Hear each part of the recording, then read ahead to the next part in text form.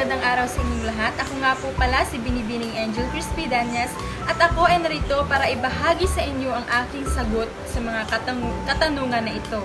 Bakit mahalaga ang pragmatic sa epektibong komunikasyon? Bakit daw mahalaga ang pragmatic sa epektibong komunikasyon?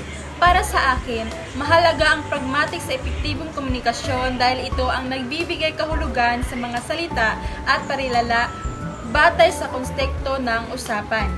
Ito ang nagpapaliwanag kung bakit ang isang parilala ay maaaring magkaroon ng ibang kahulugan depende sa sitwasyon at relasyon ng mga nag-uusap.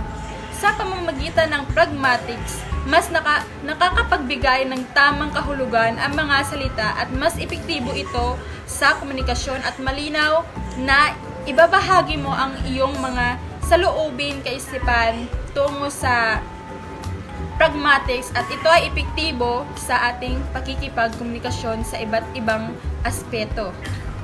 Sa pangalawang katanungan ay, ano ang epekto ng di-verbal na komunikasyon sa pragmatikong kahulugan ng isang usapan?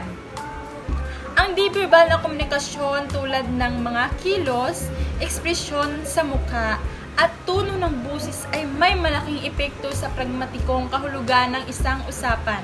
Ang mga di-verbal na sinyas ay maaaring magpapaliwanag o magpalito sa mga sinasabi at maaaring magbibigay ng karagdagang kahulugan sa usapan.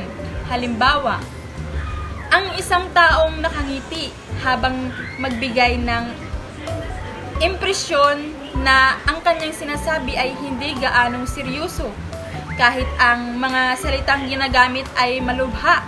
Sa ganitong paraan, ang di-verbal na komunikasyon ay mahalaga.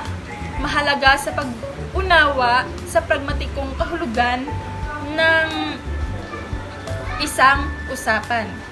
Kaya, mas mahalagang ipabuti ang iyong mga kaisipan sa loobin sa pakikipag-usap sa iyong